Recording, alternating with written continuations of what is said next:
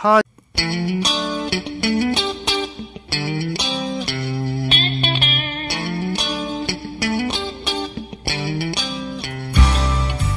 라디오 사랑방 주말 얘기방 라디오 사랑방 오늘은 수필집 흙을 요리하는 기쁨의 출판 기념회를 준비하고 있는 오레곤 문인협회 김홍준 회장과 함께 사랑방 정담을 나누겠습니다. 애청자 여러분 안녕하십니까. 라디오 사랑방 홍승섭입니다. 초여름 아름다운 자연과 날씨 속에 시애틀에 사는 기쁨이 느껴지는 계절입니다. 애청자 여러분 모두 건강하고 알찬 열매를 거두시는 주말 되시기 바랍니다. 오늘은 자연을 주제로 하여 소박하고 진솔한 수필집을 출간한 수필가 김홍준님과 함께 사랑방 정담을 나누겠습니다. 네, 장로님 어서 오세요. 반갑습니다. 예, 안녕하세요. 반갑습니다. 네, 아주 오래간만에 뵙네요. 아주 먼 데 살고 계시잖아요. 예, 제가 밴쿠버에 살고 있는데 한 3시간 동안 왔습니다. 네, 워싱턴주 밴쿠버입니다. 카나다 밴쿠버가 아니고 거의 뭐 오레곤하고 좀 붙어 있죠? 예, 맞습니다. 저희 나가는 데가 엑세트 1번이니까 바로 직전입니다. 그렇군요. 네, 그러면 뭐 3시간 걸려서 지금 올라오셨는데요. 오직 그 애청자 여러분들을 위해서 올라오신 거기 때문에 제가 좀 특별히 환영을 해드리겠습니다. 금년 벌써 70이 되셔서 70 생일 기념으로 수필집 흙을 요리하는 기쁨을 이제 출간하게 되셨는데 이제 최근에 책이 나왔죠? 예, 그렇습니다. 네, 책이 어떤 내용이 이제 담겼는지 수필집에 소개 좀 해주시겠어요?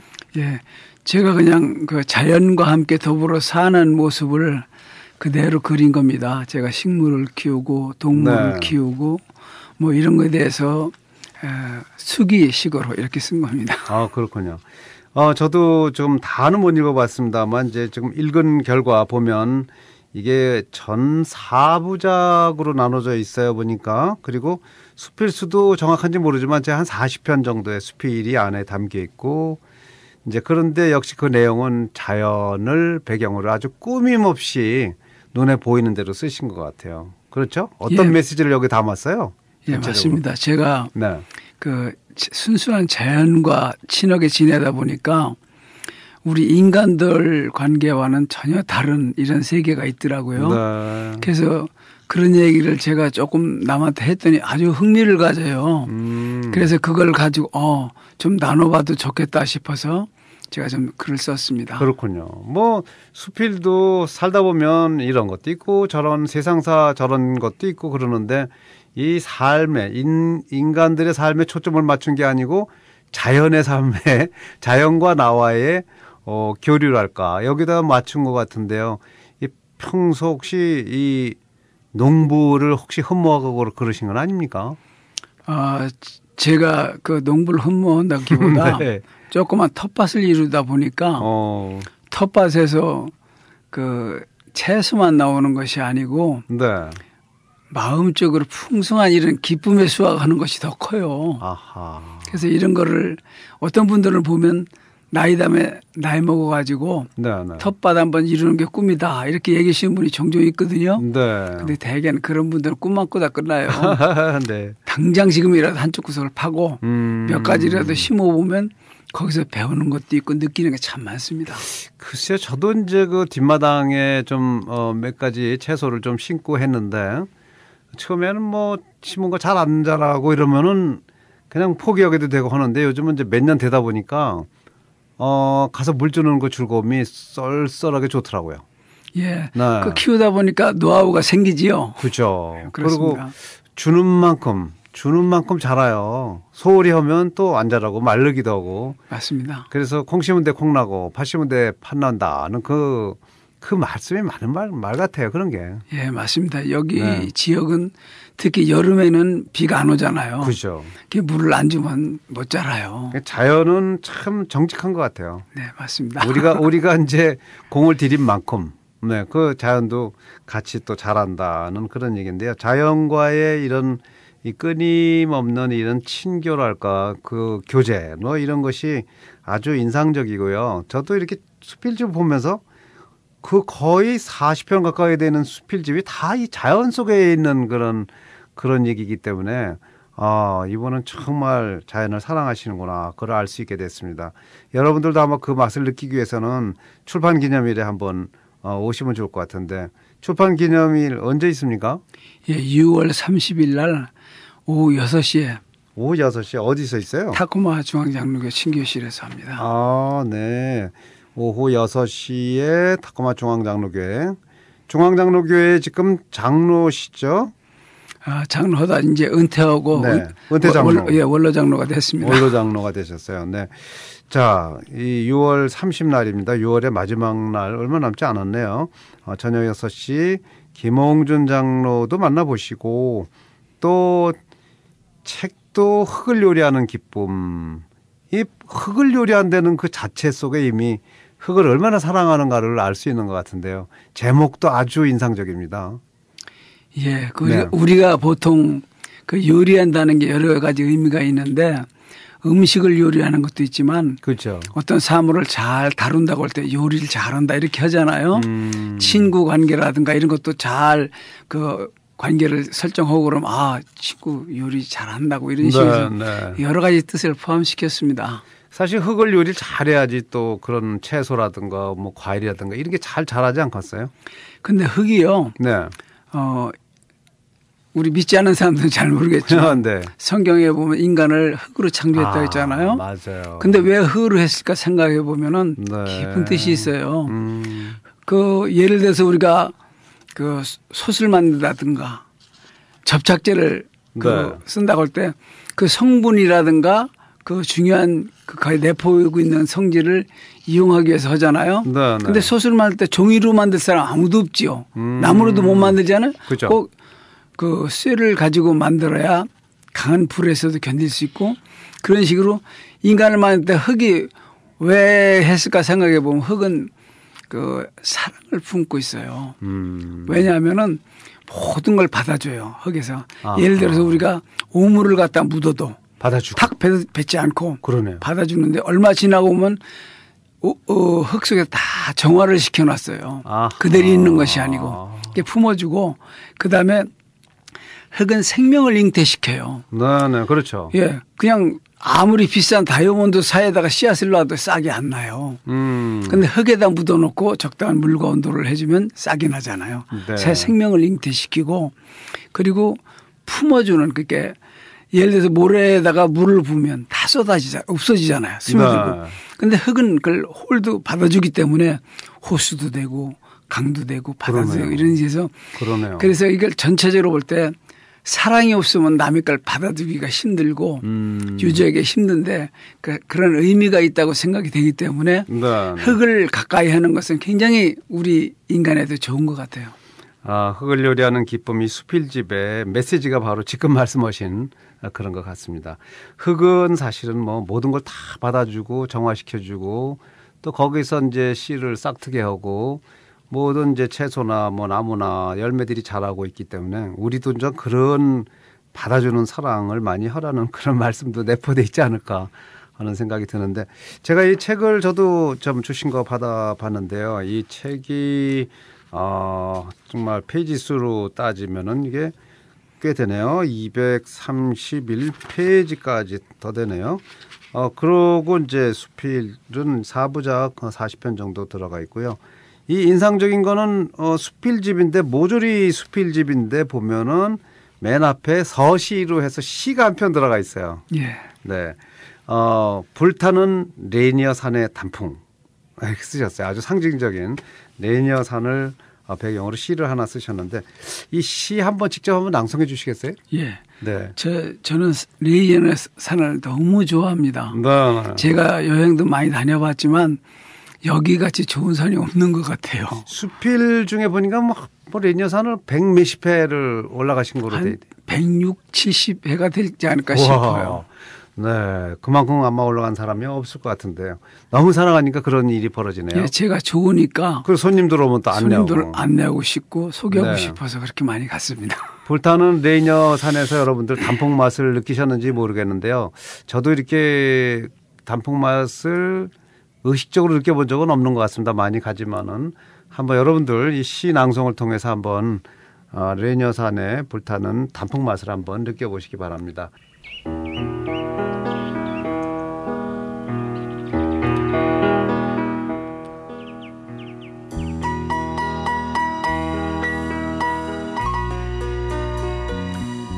눈물 나는 연기도 없이 계절을 태우는 아름다운 불꽃, 진한 감동으로 열매 맺어 영혼의 아름다운 양식으로 승화되어 내 마음의 창을 두드리네. 이토록 시리고 아리게 아름다울 수가. 가슴이 터지도록 애절한 자연의 향연이 있다는 것도 모르고 24해를 헤아리며 상록수에 취하여 살다가 오늘에야 처음으로 엿보았다네. 100번 이상을 고쳐보았어도 이토록 애절한 사연을 품고 있을 줄이야. 사진으로나 인사를 나누었던 알프스 산자락 한 모퉁이를 밟고 있는 듯 상록수 사이로 노란 함성, 붉은 외침, 사방에서 불타는데 내 작은 한 발자국 움직이는 소리가 눈부시게 아름다운 향연을 깨뜨릴까봐 진한 감동으로 나는 움직일 수가 없었네. 네, 진한 감동으로 움직일 수가 없을 정도로 이 레녀산의 단풍이 아주 현란했던 것 같습니다. 어때요? 레녀산 단풍이 정말 이렇게 움직일 수 없을 정도로 아름답습니까? 레녀산 하면은 상록수가 상징이고 네. 머리에는 하얀 눈을 이고 있잖아요. 그렇죠. 그런데 저는 계절마다 다 많이 가봤기 때문에 계절마다 다 특색이 있어요.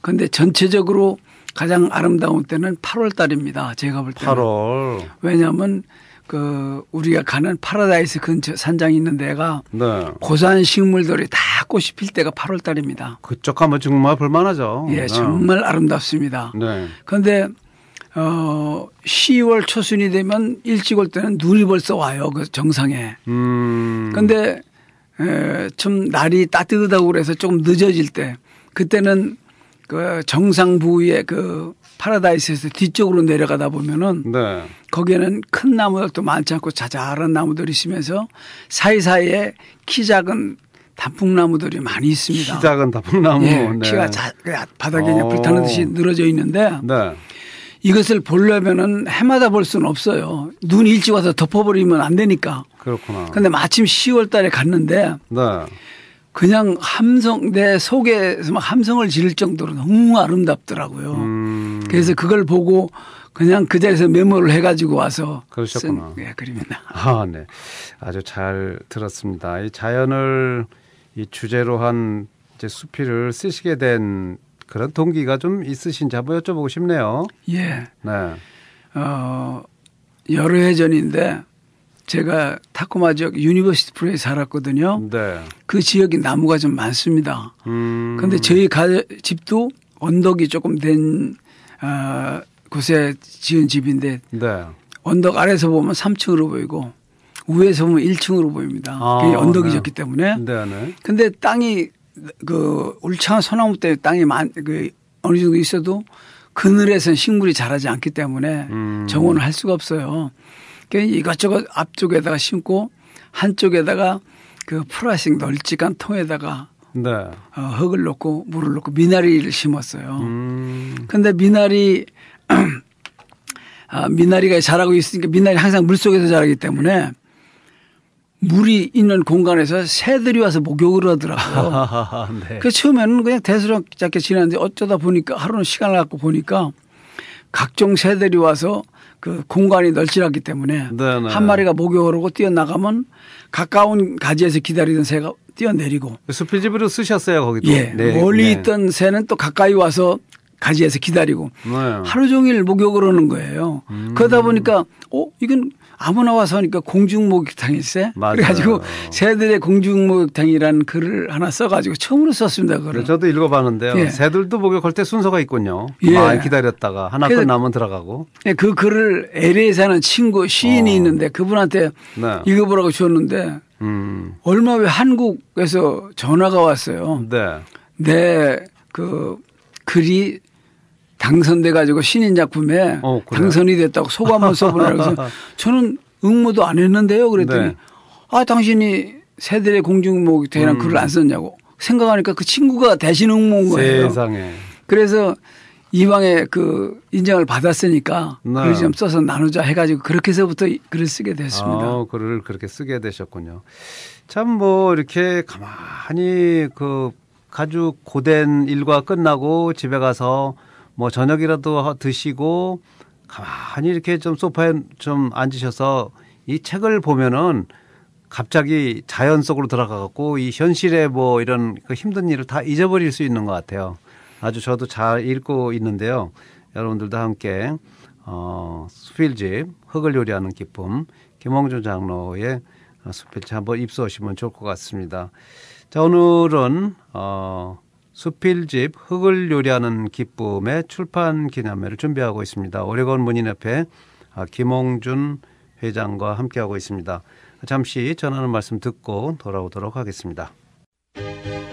페더럴웨이 H마트 개점 12주년 전 매장 특가 세일. CJ 햇반박스 10불 98전, 농심 너구리 박스 10불 98전, 농신 신라면 멀티팩 2불 78전, 종갓집 김치 구입시 키친타월 증정, 한상 들기름 3불 98전, 해찬들 고추장 3kg 9불 98전, 백설 부침 튀김가루 1불 48전, 초립동 순생선쌀 종합 어묵 2불 48전, 맥신 커피박스 11불 98전 등 전매장 특가 세일. 신선한 정육 코너 USDA 초이스 생찐갈비 파운드 7불 98전, 내추럴 흑돈 삼겹살 파운드 4불 98전, 내추럴 대패 삼겹살 파운드 5불 98전, 싱싱한 해산물 코너 성우굴비팩 16불 98전, 폴라보드 오징어팩 6불 98전, 풋풋한 야채과일 코너 고양 꿀참외 박스 11불 98전, 딸기팩 3불 98전, 파내단 1불, 아돌포 망고 박스 9불 98전, 단호박 파운드 58전. 페더럴웨이 H마트 개점 12주년 전매장 특가 세일에 고객 여러분의 많은 성원 부탁드립니다. JK 로우 그룹 김왕진 변호사. 타국에서 자영업할 때의 문제들을 이해하는 변호사입니다. 이민 생활에서 발생할 수 있는 상법, 이민법, 부동산법, 에스크로, 교통사고, 노동법, 민사소송은 물론 국제소송까지 김왕진, 이진규, 마이클서, 윌리엄 스퍼 3명의 미국인 한국인 변호사와 전문 사무장들이 처음부터 끝까지 책임지고 최선을 다해서 문제를 해결해드립니다. 법적인 문제들을 믿고 맡길 수 있는 이민 생활의 법률 조언자입니다. 전화 주십시오. 벨뷰 본사 425-440-0220 김왕진 변호사 사무실 혹은 직통 206-409-4082 마이클 서 사무장을 찾아주십시오. 미국 사회의 우뚝 선 비영리 봉사단체 대한부인회. 연간 3천만 불의 예산과 15개의 프로그램으로 워싱턴주 40여 개 다민족의 삶의 질을 높여드리고 있습니다. 대한부인회의 간병인 서비스 프로그램. 1000명 가까운 잘 훈련된 간병인들이 어르신들과 장애인들을 따뜻한 사랑으로 돌봐드리고 있습니다.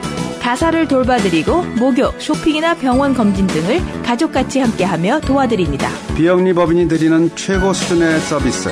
대한부인의 모든 수익은 여러분을 돕는 데 다시 사용됩니다. 또 하나의 가족, 대한부인회 253-535-4202.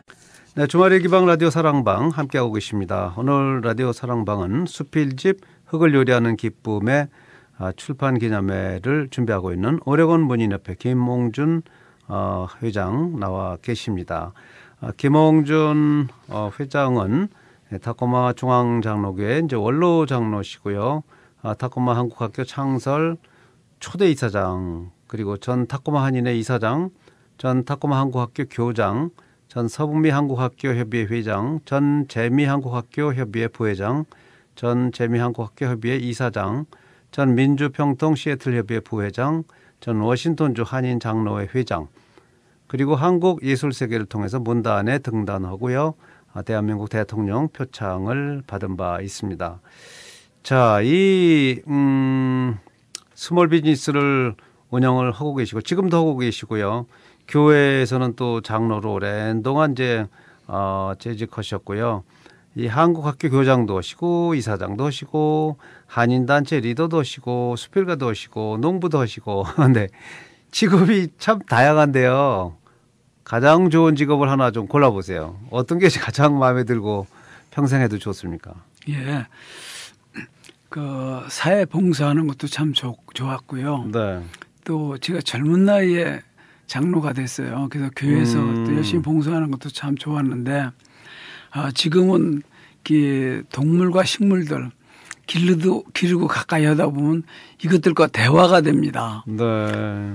그런데 강아지를 키우면서 오래 키우다 보면 강아지가 뭘 원하는지 다 알잖아요. 그렇죠. 그다음 주인이 못하게 하면 안 하고 그 주인을 눈치를 보잖아요. 네. 이런 식으로 동물과 그 의사 전달이 되는데 식물도 오래 키우다 보면 의사 전달이 돼요. 아하. 그래서 그것들과 그 대화를 나누고 어울리다 보면 너무 좋은 것 같아요. 네. 그럼 물 주고 또 대화도 나누고 그러면 난 같은 것도 잘 자란다고 그러대요. 그렇죠. 저쪽에다 팽개쳐 놓은 거하고는 달라갖고 다르죠. 잘 자란다고 그러고 음악을 들려주는 사람도 있더라고요. 예. 네. 저는 음악까지는 안 했는데 한 번은 여러분들 그 잘 잡수시는 채소 중에 부추라는 게 있잖아요. 네, 부추 맛있죠. 부추가 이제 부추김치. 늦은 여름부터 꽃 대궁이 올라와서 기다랗게 올라와 가지고 꽃이 펴요. 네. 하얀 꽃이 피는데 꽃송이가 골프공만하게 이렇게 됩니다. 그래서 피면은 가늘은 데에서 올라왔으니까 하늘하늘하잖아요. 근데 저녁에 이제 물을 주면서 네. 제가 조금 장난을 칩니다. 물을 빵한테 주는 게 아니라 막 흩뿌리면서 주면은 네. 이게 이 물을 맞다 안 맞다니까 흔들리잖아요. 그러네요. 그래가지고 제가 볼 때 이게 춤추는 거로 보여요. 그래서 제가 부추는 이게 춤쟁이라는 별명을 붙여줬습니다. 그래요. 그러니까 그거를 날렵하잖아요. 아무런 네. 관심을 안 갖고 보면 그냥 흔들리는 거고 내가 사랑을 가지고 감정을 가지고 이렇게 해서 사랑하면서 키우면서 하다 보면 이게 나를 위해서 춤을 춰주는 거예요. 아하. 그렇게 대화가 되는 거죠. 그렇군요. 자연과 대화를 하시는 분입니다. 이 미국에 오신 지 꽤 되신 것 같은데. 올해 40년 됐습니다. 40년? 근데 무슨 동기로 오셨습니까? 처음에는 뭐 미국을 생각도 못 했는데 네. 제 아내가 간호사로 미국을 왔어요. 그래서 여기 와서 정식 간호사 자격증도 받고 활동을 하다가 이제 나이가 먹으니까 이제 결혼을 해야 하잖아요. 네, 네. 근데 우리 그때는 아내가 아니었군요. 아니었죠. 네.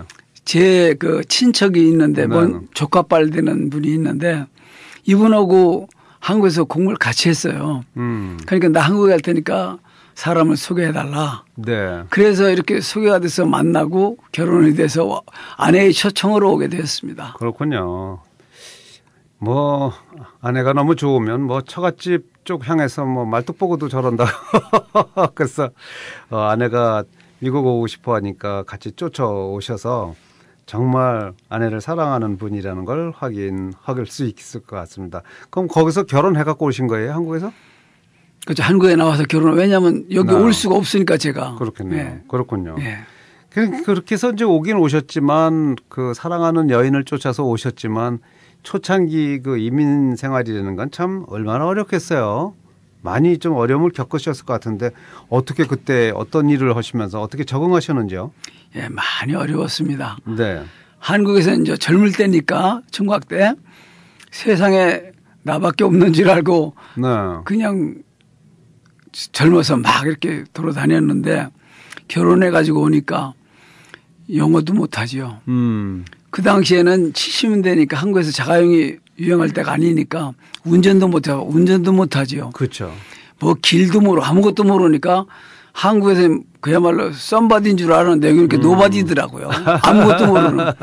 그래서 네. 참 어려움이 많았습니다. 그 말씀 재밌네요. 한국에서는 내가 좀 대단한 사람인 줄 알고 썸바디인 줄 알았는데 와보니까 아무것도 모르는 노바디다. 애니바디도 또 관심 안 가져주잖아요. 네. 그런 측면에서 어려움을 많이 겪으셨는데 뭐 그러다 보니까 뭐 이렇게 그 자녀 교육이나 이런 것도 좀 어려움 같은 거 좀 있지 않으셨어요? 많이 있죠. 네. 옛날에 이병철 씨가 그 삼성물산을 일으키신 이병철 맞아요. 씨가 자기가 이것저것 해서 다 많이 이뤘는데 몇 가지는 참 내 마음대로 안 되더라. 자식 농사 안 그러니까 되고 자식 농사가 안 되고 골프가 안 되고. 네. 그분이 아, 예. 미풍을 세워가지고 미원을 꺾으려는데 그걸 못 꺾어가지고 맞아요. 이 세 가지를 자기가 못했다는 얘기를 들었거든요. 미원을 못 걷고 세 가지 예. 못했군요. 네. 근데 자식은 정말 마음대로 안 되더라고요. 그랬어요? 아니, 그리고 자식들은 뭐 미국 주류사에 가서 이제 공부하고 사니까 부모하고 또 뭐 여러 가지 뭐 이렇게 생각도 다르고 뭐 아버지가 어머니가 원하는 대로 또 안 갈 수도 있고 그렇겠죠. 그렇죠. 그러니까 네. 내가 마음을 열어야 돼요. 그죠? 내가 원하는 식으로 키우려고 하면 안 되더라고요. 그 세월이 흘러서 자녀들이 잘 되셨는지요? 이렇게 해서 지금은 다 자기 앞가름을 하고 살고 있습니다. 아, 그렇군요. 네. 자, 또 아주 믿음이 뛰어나셔서 또 이렇게 장로로서 또 그 부인 김필란 권사님이신가요? 그분은? 예. 그분은 지금도 중국에 이렇게 전도를 하러 다니시고 정말 헌신적으로 사역을 하고 계시는 걸로 알고 있는데요. 그런데 그렇게 하시다가 뭐 비즈니스가 화제를 입으신 적이 있죠? 맞습니다. 그때 얼마나 난감하셨겠어요? 2003년도인데요. 2003년도. 예. 제가 15년 전이군요. 예, 제가 그 오래된 낡은 건물에 네. 오래전부터 그로소리를 해가지고 운영하던 것을 제가 인수해가지고 했습니다. 네, 네. 그렇게 했는데 건물이 낡았다고 보험회사에서 2달 시간을 주고 리마델링을 다 해요. 새로 짓는 수준으로. 근데 그때가 겨울이었습니다. 네. 그래서 그럼 뭐 딴 데 들지 하고 찾아보니까 건물이 낡았다고 딴 데서 잘 안 받아줘요. 그렇군요. 그런데 이제 돈을 좀 많이 주고 비싼 데 들어가면 되는데 뭐 별일 있을까 보다 2달이 지났는데 네. 보험회사에서 캔슬이 됐죠. 그러고 나서 한 달 만에 불이 났습니다. 보험이 없는 상태로 불이 보험이 났군요. 없는 상태. 그러니까 다 날라갔죠. 다 날아간 거네요. 예. 백지로. 그냥 네. 제가 들고 있는 거 신발도 못 신고 쓰레빠 신고 뛰어나와서 네. 아무것도 없이 불이 난 일이 있었어요. 얼마나 그때 황당하셨을까요? 정말 힘드셨을 것 같아요. 예, 힘들었죠. 네. 그래도 또 주변에서 김홍준 장로를 도와주신 분들이 많이 있다고 들었어요. 예, 많이 있습니다. 예, 네. 많이 있어가지고 특히 교회에서도 많이 도와주셨고 그다음에 그 정말 저는 믿는 사람이니까 그죠. 하나님께 길을 열어주셔가지고 그때 부동산을 막 시작했을 때거든요. 네. 그로소리도 하면서. 네네. 근데 예를 들어서 집을 하나 팔려면 얼마나 힘든지 몰라요. 많은 집을 보여주고. 그럼요. 그렇게 되는데 제가 이렇게 어려워지니까 어떤 사람이 지나가다 자기가 마땅한 집을 찾아가지고 날 보고 와서 저거 사달라고. 아. 이게 거저먹기 아닙니까? 이런 식으로 해가지고 그런 분들이. 다 길을 열어주셔서 평소에 많이 베푸셔서. 오늘까지 이렇게 왔습니다. 많이 베푸셔서 또 그분들이 갚으시는 그런 게 아니었나. 그런 그 화재가 난 이후로 지금 밴쿠버로 가신 건가요? 이제 화재 나고서 다른 데서도 가게를 했었고 여러 가지 네. 했는데 이 미국의 그 불경기가 몇 차례 왔었잖아요. 네. 그래서 처음에는 욕심을 부려서 건물을 이것저것 건물 뭐 비즈니스 집을 몇 채씩 해가지고서 제 이름을 끌어안고 있었는데 네. 경기가 나빠지고 이 인컴이 안 들어오니까 페이먼트를 못하고 그래서 막 다 넘어가게 되는 이런 상황이 왔어요. 그렇군요. 그래서 많이 잃고 그러다 보니까 저희 집 사람은 아시는 분은 알 거예요. 네. 이 사람 화장도 할 줄 모르고 옷도 사입을 줄 모르고 그냥 일해서 그냥 묻어놓는 것만 했는데 네. 이게 한꺼번에 다 날아가니까 저런. 걱정을 하고 잠을 못 자고 하다가 우울증에 걸리더라고요. 아. 그래서 고생 많이 했죠. 네. 그래서 그 고생하고 하다가 정말 기적적 하나님의 도움으로 회복이 되고 네. 그다음에는 이 사람이 내가 선교를 해야 되겠다. 주의를 하겠다 해서 중국에 가면은 4주 내지 6주 네. 가서 하고 저는 그동안 혼자서 가게에서 짤짤매고 일하고 그렇게 하고 있습니다. 그렇군요. 아, 참 온갖 고통이라 고통은 다 겪으셨던 그런 황당한 일도 많이 겪으셨고 힘드셨지만 참 잘 극복하시고요. 지금은 자연 속에서 살고 계십니다. 얘기도 물론 이제 관심이 많이 있지만 역시 또 책을 수필지 쓰셨으니까 또 다른 수필 한 편 좀 소개 좀 해주시겠어요? 예, 이번에는 네. 우리 주위에 많은 식물들이 있는데 사람에게 많이 유익을 주는 네. 이런 엉겅퀴라는 식물이 있어요. 엉겅퀴. 예. 이건 가시가 너무 많아서 줄기에서부터 잎 하다못해 예쁜 꽃에까지도 가시투성입니다. 그렇군요. 그런데 이것이 사람 몸에는 너무 좋은 이런 식물이에요. 네네. 그래서 이거에 대해서 제가 처음에 잘 모르니까 그 자료를 찾고 그다음 제가 복용하면서 체험을 하고 이런 것은 글을 한번 소개하고 싶습니다. 엉겅퀴 내 사랑이네요. 예. 101페이지에 엉겅퀴 내 사랑 함께 들어보도록 하겠습니다.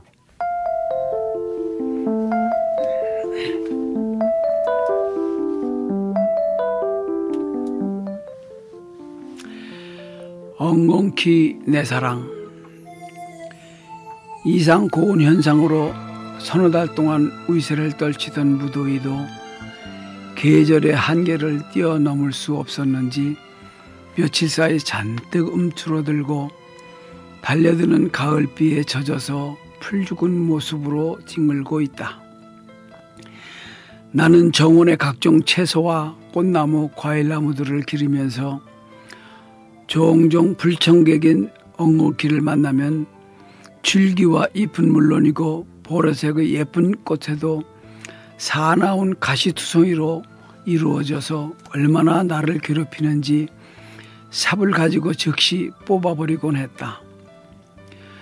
7월 초순 한국에 있는 친구로부터 4분짜리 동영상이 카톡을 통하여 날아들었다. 호기심을 가지고 열어보았다가 너무나 놀라운 사실을 알게 되었다. 세상에서 천덕꾸러기 엉겅퀴가 간에는 가장 좋은 약이요 각종 질환에 놀라운 효과를 몰고 다닌다는 것이다. 옛날 네덜란드의 침공을 받은 스코틀랜드가 너무나 갑작스러운 상황에서 매우 불리한 전세이었는데 네덜란드 척후병이 적의 정세를 살피기 위하여 살금살금 기어서 적진 깊숙이 들어가 정탐을 하다가 엉겅퀴 억센 가시에 찔려 엄격결에 피무형을 지르다가 잡혔다. 잡은 정탐을 통하여 상대방의 비밀을 알아내고 신속한 역공으로 나라를 지키게 되었다고 한다. 그래서 나라를 구한 꽃이라 하여 스코틀랜드의 국화로 정하게 되었다는 이야기다. 엉겅퀴는 정말 아무 곳에서나 잘 자란다. 씨앗은 마치 민들레 씨앗처럼 낙하산을 타고 어디든지 홀월 날아다니면서 내려앉는 곳에 뿌리를 내리고 번식한다. 씨앗을 자세히 살펴보면 아주 작은 타원형의 씨앗이 솜털 같은 낙하산에 매달려 있다가 어느 순간에 떨어져서 분리되기 때문에 아무 곳에서나 떨어져서 성장한다. 야생으로 자라는 것은 더 억세고 가시가 많지만 좋은 토양에서의 밭에서 자란 것은 연하고 가시도 덜 억세다. 꽃은 자주색이 주종을 이루고 있지만 흰색과 노란색 꽃도 있다. 지구상에 200여 종의 엉겅퀴가 자라고 있다는 이야기다. 꽃이 활짝 폈을 적에 붓을 가지고 대롱같이 생긴 기다란 수술을 건드려주면 꽃가루가 밀고 올라온다. 벌이나 나비가 온 줄 알고 달콤한 꿀을 줄 테니까 꽃가루를 암술에 발라달라는 부탁을 하기 위함이다. 엉겅퀴 동영상을 본 후에 마음 먹고 살펴보니 한적한 길가에 지천으로 엉겅퀴가 자생하고 있다. 가시가 너무 억세어 맨손으로는 잡을 엄두를 내지 못하고 가죽장갑을 끼고 손칼로 밑동을 잘라가지고 왔다. 아내는 튀김 요리를 할 때 사용하는 집게로 잡고 가위로 잘게 자른 후에 물에 몇 차례 씻은 후 믹서기에 갈아주니 부드러운 연두색의 즙이 나온다. 처음 먹으니 덤덤하니 아무 맛도 모르겠다. 계속하여 아침 저녁으로 마시다 보니 고소한 맛을 느낄 수 있다. 상처가 난 곳에 줄기잎을 짓이어 붙이면 피가 엉긴다고 하여 엉겅퀴라는 이름을 얻었다. 엉겅퀴에는 실리마린을 비롯하여 많은 약용 성분을 가지고 있다고 한다. 실리마린은 특히 간을 좋게 하는 아주 좋은 약재라고 한다. 담석이나 신장 결석을 녹여주고 담즙 분비 촉진, 해독작용, 체질 개선, 황달, 간염, 지방간을 녹여주고 몸속의 독극물을 신속하게 배출시키며 혈액순환을 촉진하여 혈액의 응고를 풀어주는 등등 수많은 작용을 하는 식물이다. 아내가 지방간이 있고 담낭에 돌이 가득하다고 하여 복용을 시작했고 나는 신장 결석으로 고생한 경험이 있어서 2달 동안 복용하다 보니 생각지도 못했던 효과가 나타난다. 나는 체중이 10파운드 정도 빠지고 몸이 가뿐해졌다. 아내는 추위를 너무 타서 1년 중에 내복을 벗는 날이 일주일도 못 되었는데 지금은 체질이 개선되어 내복 벗은 지 오래다. 그리고 울트라사운드 검사를 해보니 아내 쓸개 속에 가득 차있던 돌이 거의 다 녹고 한 덩어리만 남아있다고 한다. 전에 검사를 할 때 의사 장로님이 이렇게 돌이 가득 차 있으면 통증을 호소해야 하는데 아무 통증도 없으니 이상하다고 했었는데 장기간 복용하면 지방간이 높고 B형 간염균이 죽는다는 설명이다. 이렇게 좋은 식물을 나 혼자 즐길 수 없지 아니한가. 당장 씨앗을 받아서 모았다. 내년에는 아마도 미국에서 최초로 엉겅퀴 농장이 생기는 것은 아닐까. 어느 시인이 말하기를 세상에 잡초란 없다고 했는데 맞는 말인 것 같다. 가시투성이 천덕꾸러기 엉겅퀴가 나의 사랑을 듬뿍 받는 약조가 되었다. 세상 이구석 저구석에 보물을 묻어놓으시고 부지런히 찾아내어 나누며 감사와 찬송 속에 살도록 하신 은혜에 무한한 감사를 드린다. 네, 감사합니다. 이 마지막에 보니까 천덕꾸러기 엉겅퀴라고 했는데요. 아무도 관심 안 가져주는 이런 엉겅퀴가 이렇게 귀한 또 식물이네요. 예, 맞습니다. 네, 그걸 직접 입증하시고 앞으로 진짜 엉겅퀴 농장 만드실 것 같네요, 분위기가. 저희 집에는 구석구석에 그 정원에 이곳저곳에서 엉겅퀴가 자라고 있습니다. 그러시군요. 네, 아주 보잘것없는 그런 자연 속에서도 아주 귀한 거를 발견해내는 또 그런 또 남다른 재주가 있으신 것 같습니다. 그 비즈니스 화재로 인해서 참 큰 환난을 많이 겪으셨는데요. 이 정말 환난 속에 있는 많은 사람들한테도 이렇게 저분을 따라가면 되겠구나 하는 생각도 들 것 같습니다. 이 재미 이제 한국학교 전체 재미 한국학교 협의회 부회장 이사장을 하셨군요. 부회장도 한번 했죠. 네, 재미 한국학교 협의회 부회장도 하시고 전 재미 한국학교 협의회 이사장도 하시고 이건 뭐 전미주의 한국학교 협의회 이사장을 하셨는데 이 지역에서도 이제 한국 학교를 이제 창설하시게 됐어요. 예. 당시만 해도 꽤 오래전일 테니까 창설할 때 좀 어려움도 있겠고 그런 창설 일화가 좀 있을 것 같은데 소개 좀 해 주시죠. 예.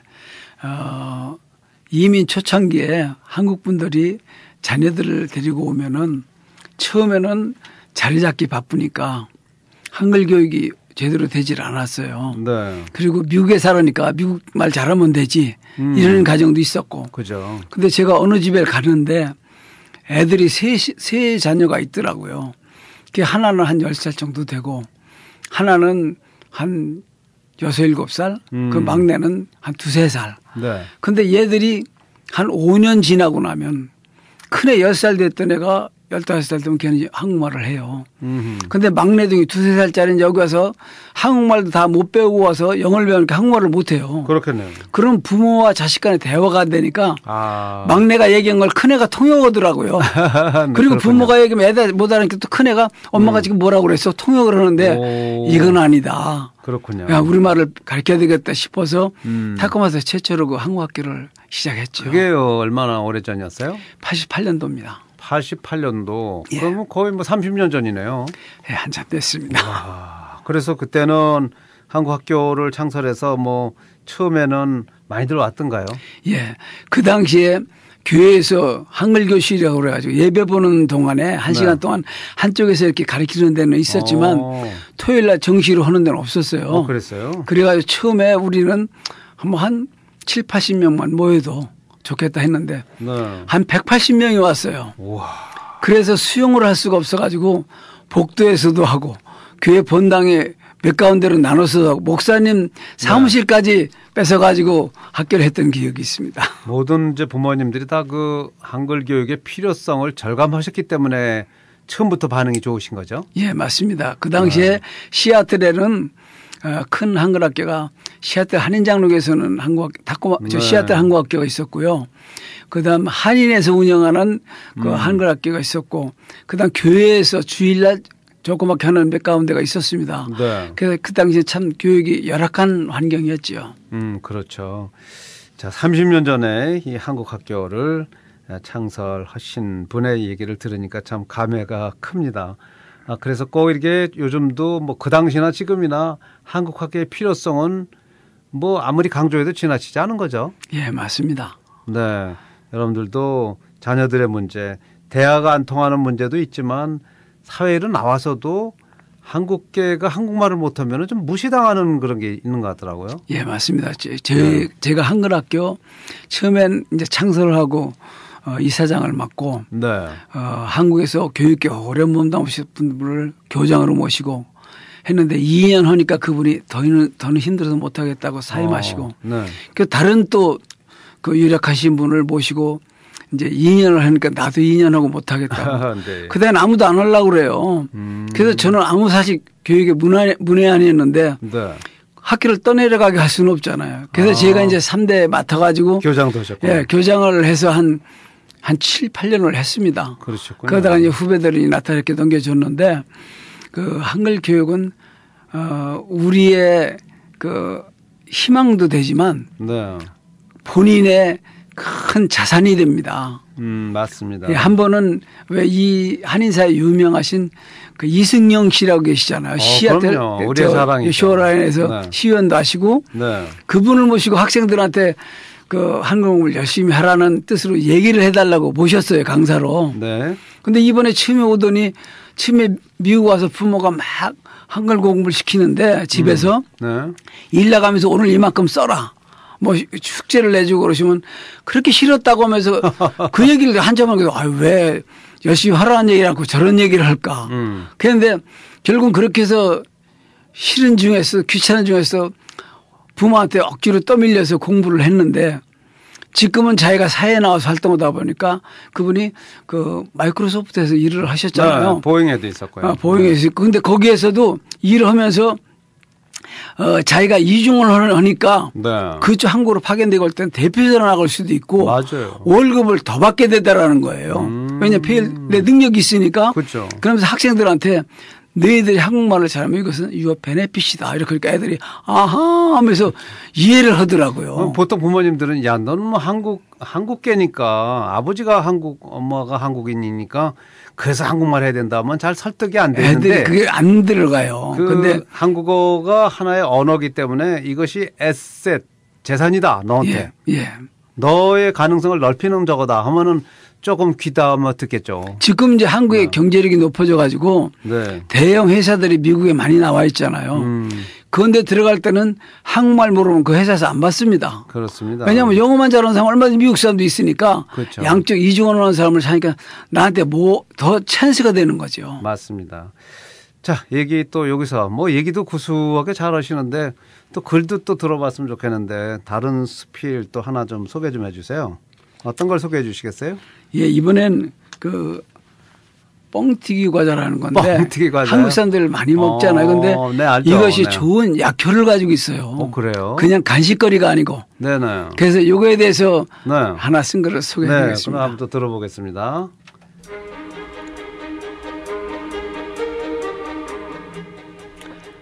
뻥튀기 과자. 한민족의 최대 명절인 설날과 추석 명절 잔치상에 빠지지 않고 등장하는 돼지는 오랜 세월 사람과 깊은 인연을 맺고 살아오고 있다. 언제부터 돼지를 사육하기 시작했었는지는 알 수 없지만 삼국 유사에도 돼지를 사육했다는 기록이 있는 것으로 보아 아주 오래전부터 가축으로 사람과 함께 살아온 것이 분명하다. 돼지 꿈을 꾸면 복이 있다고들 한다. 내가 어린 시절 시골에서 자랄 때 설날과 추석이 다가오면 어김없이 동네에서는 돼지를 잡아 푸주간에서 사는 것보다 저렴한 값에 나누어 먹곤 했다. 돼지 멱다는 소리가 온 마을을 찌렁찌렁 울리면 개기구쟁이들에게도 이 별난 구경을 놓칠 수가 없다. 어른들 틈에 끼어서 시시덕거리면서 구경을 하다가 커다란 가마솥에 끓여온 물로 목욕과 깨끗하게 면도까지 마친 후에 내장을 꺼내게 되면 돼지 오줌볼을 얻어가지고 바람을 불어넣어 축구 시합을 할 때 얼마나 신이 났었는지 모른다. 6.25가 끝난 피폐한 생활 환경 속에서 어린이들이 가지고 놀 장난감이라고는 변변한 것이 거의 없었다. 기껏해야 땅 따먹기, 딱지치기, 구슬치기, 제기차기, 팽이 돌리기, 자치기, 술래잡기, 겨울에는 썰매 타기, 그리고 여자아이들은 고무줄 놀이와 공기놀이 정도가 아니었나 생각된다. 축구공은 학교에서나 만나볼 수 있는 귀한 존재였기 때문에 새끼줄을 둘둘 말아서 만든 공을 차고 놀던 우리들에게 어른 머리통만한 탄력이 좋은 돼지 오줌보는 너무 좋은 가죽 축구공이었다. 지금은 너나 할 것 없이 너무 살이 쪄서 걱정이지만 그 당시에는 약간 배가 나온 사람을 사장님 같다고 부러워하던 시절이었다. 1년 내내 지나도록 고기 맛을 보는 것은 명절 때나 잔칫날이 거의 전부였던 시절에 모처럼 기름기 있는 음식을 먹고 배탈이 나서 혼이 날 때면 어머님께서 과주를 먹여주곤 하셨다. 그러나 과줄조차도 명절 때나 먹어보던 음식이었으니 평소에는 돼지고기 먹고 탈이 나면 새우젓 국물을 두어 숟가락 먹여주면 낫곤 했다. 얼마 전에 누님이 돼지고기를 잡수신 후 열이 나고 얼굴에 반점이 돋아나며 식중독 증세를 보일 때 동양식품에서 사다 놓은 뻥튀기 과자를 잡수시니 몇 분도 지나지 않아서 말끔히 가라앉는 것을 보았다. 그 뒤로 우리 집에도 상비약처럼 얼마간 보관하고 있다. 엊그제 아내가 돼지고기 찜을 먹은 후 좋지 않은 증세가 나타나서 이것을 생각하고 몇 조각 먹고 말끔히 좋아졌다. 뻥튀기 과자는 과줄이나 산적과 같은 재료로서 아무리 먹어도 배가 부르지 않고 구수한 맛이 있어 군것질하기에 좋다. 어릴 적 시골에서 자랄 때 간식거리가 별로 없던 시절 가끔 우리 동네에 뻥튀기 장사꾼이 기계를 가지고 와서 자리를 잡으면 너도 나도 쌀이나 콩, 옥수수 등등 곡식을 가져가서 튀겨다 놓고 먹던 기억이 난다. 어느 집에서 먹다 남은 쌀 튀긴 것을 돼지밥통에 쏟아 부어 주었는데 이것을 먹던 돼지가 갑자기 죽어버리는 일이 있었다고 한다. 돼지와 뻥튀기는 상극관계인 것 같다. 마치 집 주위에 금송아꽃이나 버드나무를 심어놓으면 뱀이 얼씬도 하지 않는 것 같이. 지난해 30여 명의 손님들을 대접하기 위하여 분주하게 음식을 만들다가 무심코 뜨거운 양은 손잡이 솥을 만졌다가 손가락에 누런 누룽지같이 되었을 때 치약을 바르면 흉도 남지 않고 빨리 난다는 말을 듣고 효과를 본 일도 있다. 우선 찬물로 열을 식힌 후에 상처 부위에 치약을 바르고 몇 시간마다 서너 차례 씻은 후에 다시 바르면 웬만한 화상은 말끔히 치료가 된다. 특별히 어린 아이들이 있는 가정에서는 꼭 알아둬야 할 상식인 것 같다. 우양이 탈이 나서 고생할 때는 노랗게 익은 늙은 호박죽을 쏘 먹으면 거뜬해지기도 한다. 기침이 나고 기관지가 약할 때는 은행을 볶아 먹기도 하고 못생겼다고 구박하는 모과를 잘게 저며 꿀에 재워놓았다가 차를 만들어 먹으면 신기하게 좋아지기도 한다. 창조주께서는 우리들의 연약함을 아시고 우리 주위에 구하기 쉬운 각종 치료제를 숨겨놓으신 것 같다. 자상하신 배려에 늘 감사하는 마음을 가지고 살고 있다. 네, 잘 들었습니다. 디지오줌보 갖고서요 축구공 대신하는 거 저도 이해가 돼요. 어렸을 때 그런 모습 많이 보는 것 같고 또 이렇게 민간요법 같은 거 많이 알고 계시네요 보니까. 예, 그 몇 가지 이렇게 알면은 네. 참 유용할 때가 있더라고요. 뻥튀기 과자가 또 이렇게 또 약재처럼 쓰일 수가 있나 보죠. 예, 뻥튀기 과자는 어느 약보다 효과가 오. 있습니다. 그러니까 돼지족발 같은 거 먹으면 네. 수름이 나는 사람이 있어요. 알러지로. 네네. 그때 그걸 조금만 몇 쪽만 뜯어 먹으면 5분도 안 돼서 사그러 가라앉아 버립니다. 아, 그런가요? 자, 여러분들도 많이 참고하시기 바랍니다. 이 한국 문안에도 등단하셨는데 요즘은 이제 그래서 그런지 오레곤 문인협회 회장으로 일하시게 됐는데요.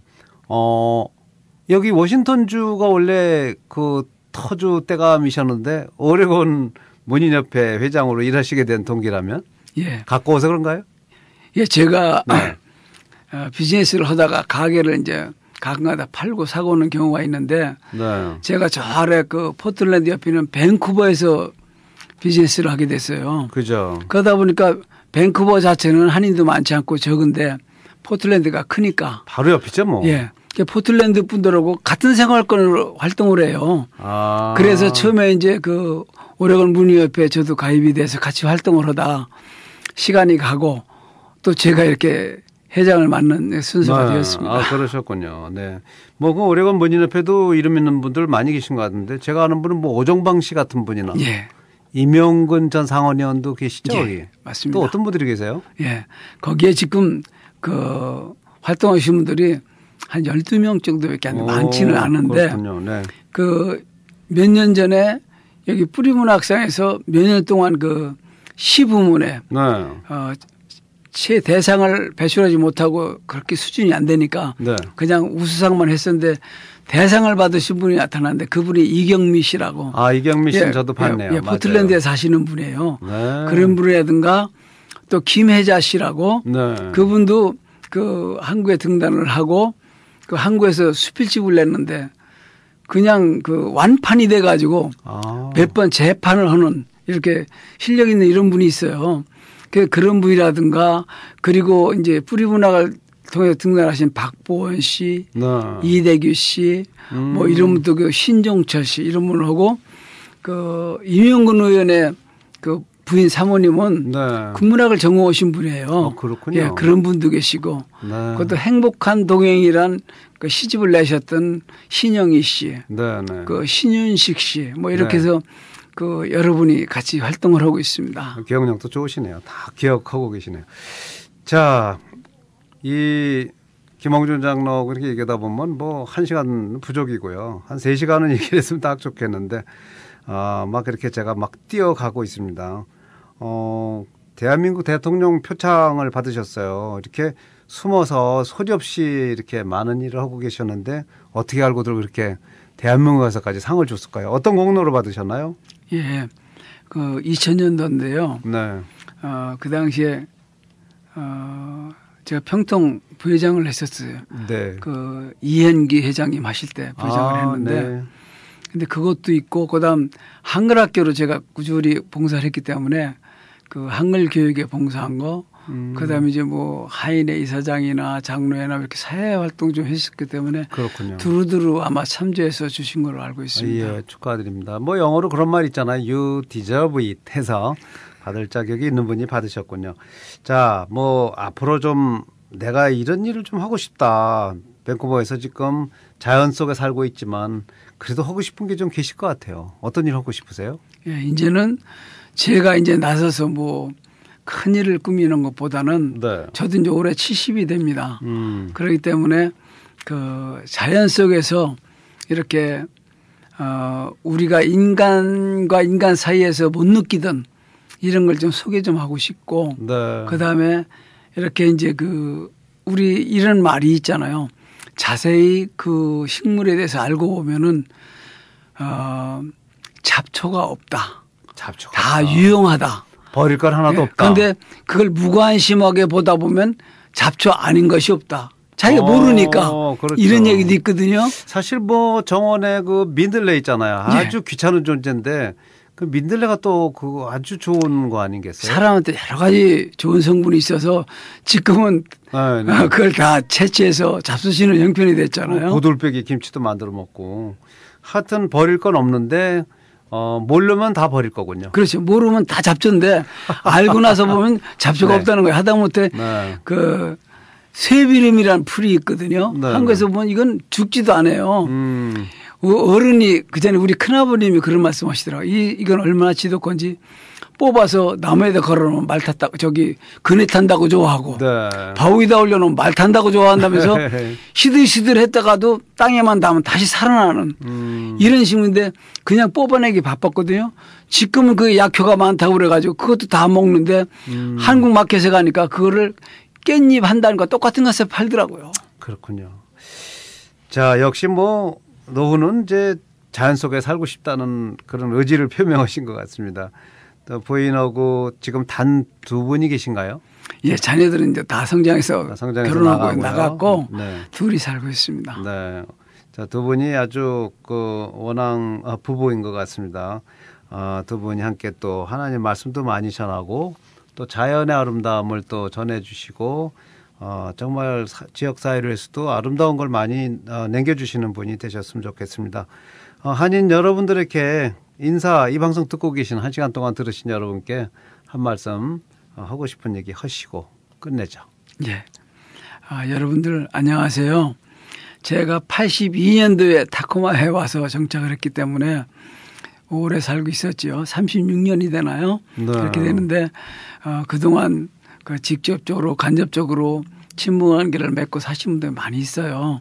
근데 그분들 이제 이렇게 살다 보니까 자주 만나기가 쉽지 않잖아요. 그렇죠. 근데 이렇게 방송을 통해서 인사를 드립니다. 여러분들 네. 건강하시고 하신 일마다 그 아름답게 성취하셔서 복된 삶이 되길 바랍니다. 그런데 제가 이렇게 살다 보니까 지금은 가장 중요한 것이 건강이에요. 그렇습니다. 예, 모든 걸 이루어서도 건강을 잃고 나면 그게 아무 소용이 없더라고요. 그러니까 여러분들 건강 챙기시면서 또 내 이웃에 있는 가까운 아내나 남편, 그렇지 않으면 친구들, 동료들 좋은 관계를 맺으시면서 아름답게 사시는 축복을 누리기를 바랍니다. 네, 감사합니다. 김홍준 그 회장이 나오셔서 참 반갑다 하고 열심히 들으신 분도 계실 것 같고 또 이렇게 자연을 배경으로 하는 수필집을 써서 나는 그 좀 엉겅퀴에 대해서 알고 싶다 될 수도 있고요. 뭐 참 송이버섯도 얘기 나오고 뭐 많아요. 고사리도 얘기 나오고 수필집 제가 좀 읽어보다 보면 이 자연에 대해서 좀 알고 싶어 하시는 분들 김홍준 장로하고 통화하셔도 되겠습니다. 전화번호 하나 남겨주실래요? 예. 네. 253-253에 312-3618입니다. 3618 253-312-3618 오레곤 가까이 가셨지만 뭐 여전히 이 지역 타코마 지역 전화번호 갖고 계신 것 같습니다. 253-312-3618로 해주시고요. 이번 수필집이 처음으로 쓰셨나요? 예, 처음입니다. 네, 앞으로 하나 더 쓰셔도 되겠네요. 제가 쓰기는 이제 네. 이번에 출이다 보니까 한 120, 30편이 되더라고요. 그렇군요. 그렇게 해서 출판사에는 한 75편 보냈는데 자기들이 추려가지고 한 40여 편만 했더라고요. 그렇군요. 다음에 또 하나 더 새로운 또 자연 수필집이 나오기를 기대하면서 오늘 여기서 인사 올리겠습니다. 감사합니다. 감사합니다. 안녕히 계십시오.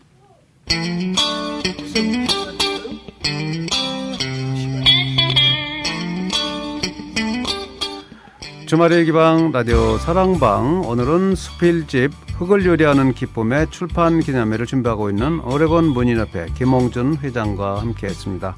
애청자 여러분 건강한 주말 행복한 주말 맞으시기 바랍니다.